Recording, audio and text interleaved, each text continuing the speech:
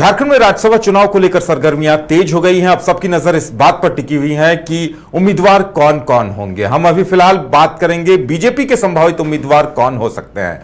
तो जानकारी इस तरह की आ रही है कि अर्जुन मुंडा को भी प्रस्ताव दिया गया है, लेकिन उन्होंने अपनी तरफ से सहमति नहीं दी है। वहीं देखिए, दीपक प्रकाश का कार्यकाल पूरा होने वाला है, वो भी संभावित उम्मीदवार हो सकते हैं। अगर महिला कोटे की बात की जाए तो आशा लकड़ा का नाम आ रहा है। वहीं दूसरी तरफ निशा उरांव जो IRS अधिकारी हैं, उनका भी नाम आ रहा है। बीजेपी उनका भी नाम प्रस्तावित कर सकती है। ऐसे में सबकी नजरें इस बात पर टिकी हुई है कि बीजेपी के संभावित प्रत्याशी कौन हो सकते हैं, किसके नाम पर मोहर लगेगी। हमारे साथ मदन है। मदन, देखिए, सबकी नजरें इस बात पर हैं कि बीजेपी का प्रत्याशी कौन होगा, क्योंकि देखिए बीजेपी को संघर्ष करना होगा। बीजेपी के पास बहुमत के आंकड़े नहीं है।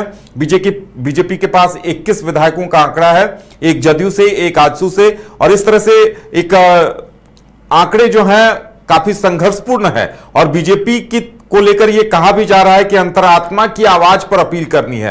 तो ऐसे में किसी ऐसे चेहरे को उतारना होगा जिसे लोग समर्थन करें, जिसे कुछ विधायक अपने दलों से बगावत करके भी समर्थन करें, तभी जीत की उम्मीद रहेगी।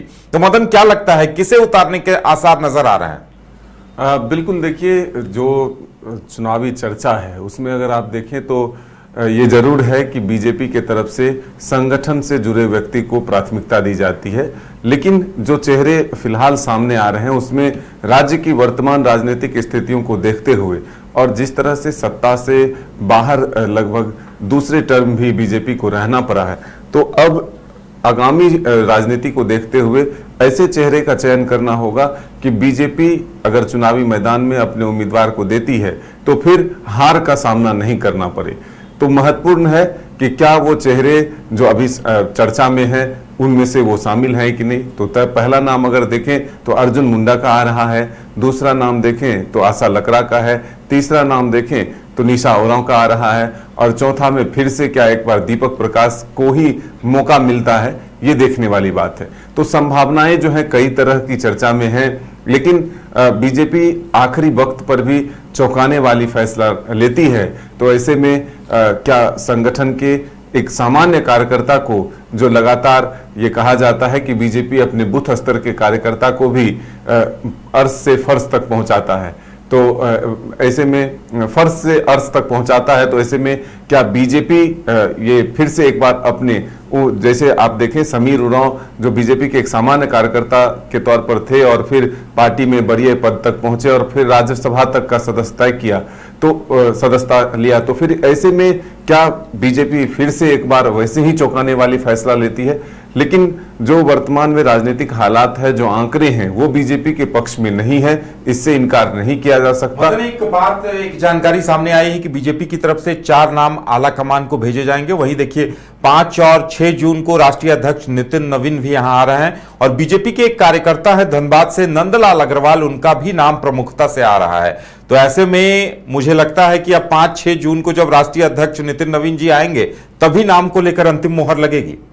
देखिए, वैसे अंतिम मोहर जब दिल्ली में केंद्रीय चुनाव समिति की बैठक होगी, वहां से तय कर जब भेजा जाएगा तब जाकर के कह सकते हैं कि अंतिम मोहर लगेगी। लेकिन उससे पहले जब राष्ट्रीय अध्यक्ष झारखंड आ रहे हैं तो वो भी एक मंथन करेंगे, पार्टी का नब्ज टटोलेंगे, कार्यकर्ताओं को समझेंगे कि उनकी भावना क्या है, और फिर पार्टी के हित में जो सबसे अधिक महत्वपूर्ण फैसला होगा, चेहरा होगा, उस पर ही वो मुहर लगाएंगे।